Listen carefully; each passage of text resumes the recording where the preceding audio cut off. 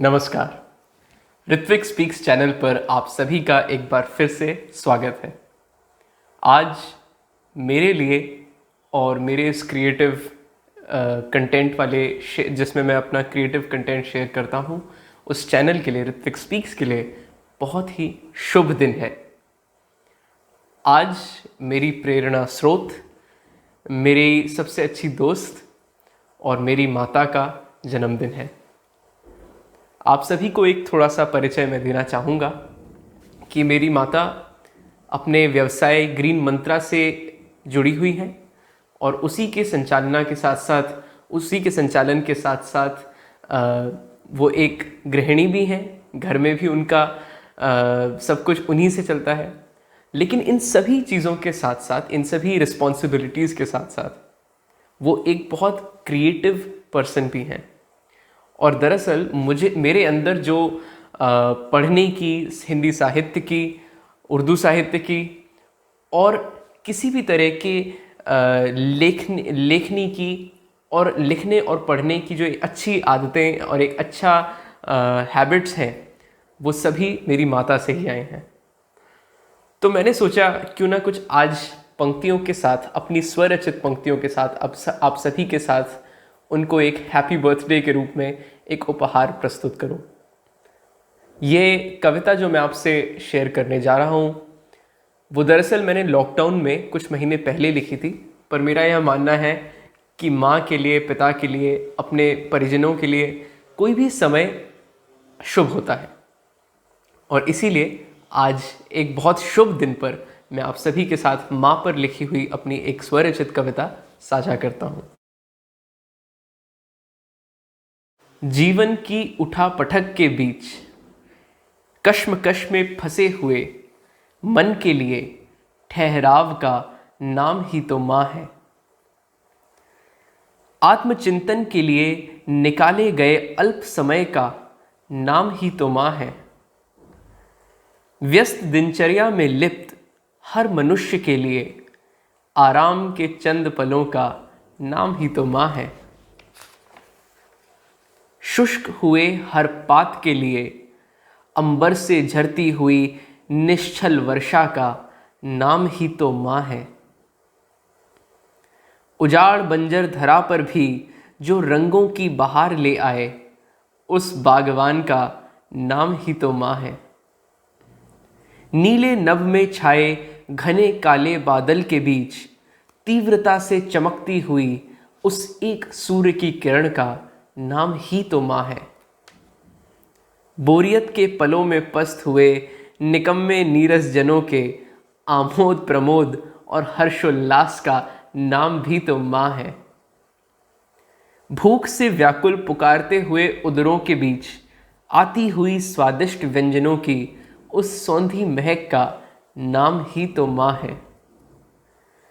एक ओर जहां आरंभ है और दूसरी तरफ अंत, बीच में फैले हुए उस अनंत प्रेम सागर का नाम भी तो माँ है। करते हैं नितवंदन जिसका, जपते हैं नाम सदा जिसका, उस परम पूजनीय भगवन के मनुष्य स्वरूप का नाम ही तो माँ है। और लिख रहा जो इन पंक्तियों को, उस अल्प ज्ञानी ऋत्विक के जीवन में संगीतमय ज्ञान कथा के प्रवचन का नाम भी तो माँ है। बाकी माँ के लिए क्या कुछ और लिखूं, माँ ने खुद मुझे लिखा है। ये आखिरी की पंक्तियां दरअसल मेरी माँ की ही कविता की, उनकी कई कविताओं का संकलन में से एक, माँ के ऊपर उन्होंने जो कविता लिखी है उसका एक अंश था। और मेरा यह मानना है कि एक उपहार उनके इस जन्म दिवस पर ज़रूर बनता है। दरअसल जैसा मैंने आप सभी को बताया, मेरी माता ने कई वर्षों से अपनी कई सारी क्रिएटिविटी अपनी डायरीज़ में, व्हाट्सएप पे, फेसबुक पे, अलग अलग सोशल मीडिया पे शेयर तो करी हैं, लेकिन कभी भी उन्हें एक ऑर्गेनाइज्ड वे में लिखने का या उसे कंपाइल करने का कभी भी सौभाग्य हमें नहीं मिला। लेकिन आप सभी के साथ ये शेयर करते हुए बहुत खुशी हो रही है और बहुत प्रसन्नता भी हो रही है कि जी हाँ, उनकी इन कविताओं का संकलन, उनकी कुछ कविताओं का संकलन चित्र सहित फोटोग्राफ्स, वो फोटोग्राफ्स जो उन्होंने खुद ली हैं और उसके साथ इंस्पिरेशन ड्रॉ करते हुए उन्होंने जो कविताएं लिखी हैं, उसका हमने एक संकलन करके और मेरे पिताश्री जो हैं उन्होंने उसको एक बुक में कन्वर्ट करा है।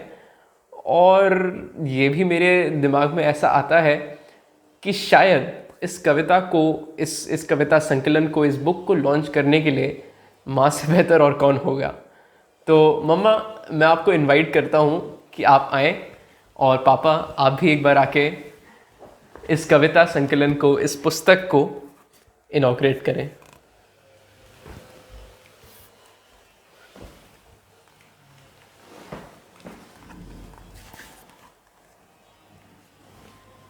माँ, आप कुछ कहेंगे?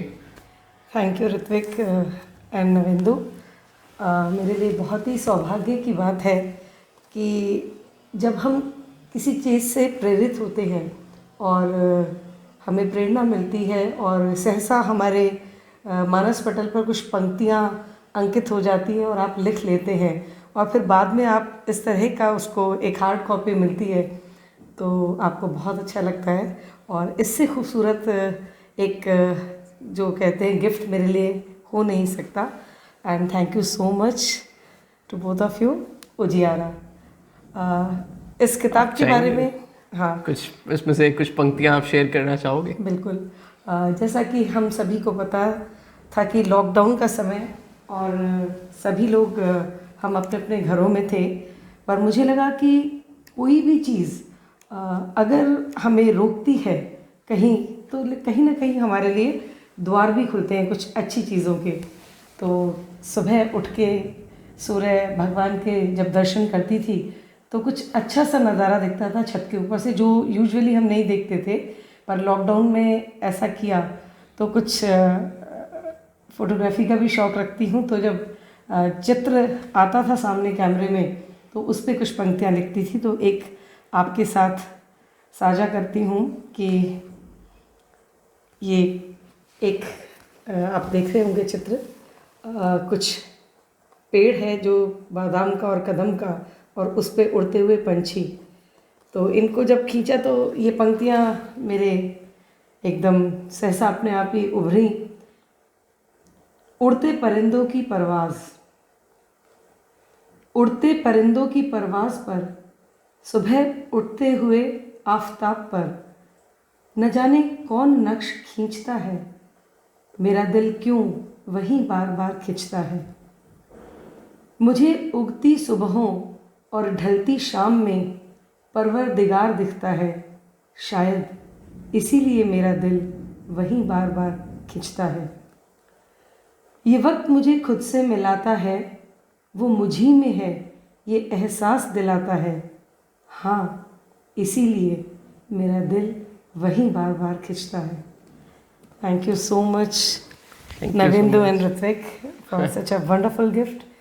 एंड दरअसल ये कविता हम एक गिफ्ट तो कह रहे हैं इसको, लेकिन इस चैनल के ज़रिए आप सभी से जो शेयर हो रहा है, जो कंटेंट या जो क्रिएटिविटी की एक स्पार्क होती है, वो जहाँ से आती है, उसको आज सेलिब्रेट हम इस कविता संकलन के ज़रिए कर रहे हैं। और आशा करता हूँ जितने भी हमारे परिचित इस वीडियो को देख रहे हैं वो इस वीडियो को लाइक करें, कमेंट करें और शेयर ज़रूर करें। और जल्दी कोशिश करते हैं कि यह पुस्तक आप सभी तक पहुँच पाए, इसका प्रयास रहेगा। और thank you so much and happy birthday मम्मा। Thank you very much. Thank you everyone.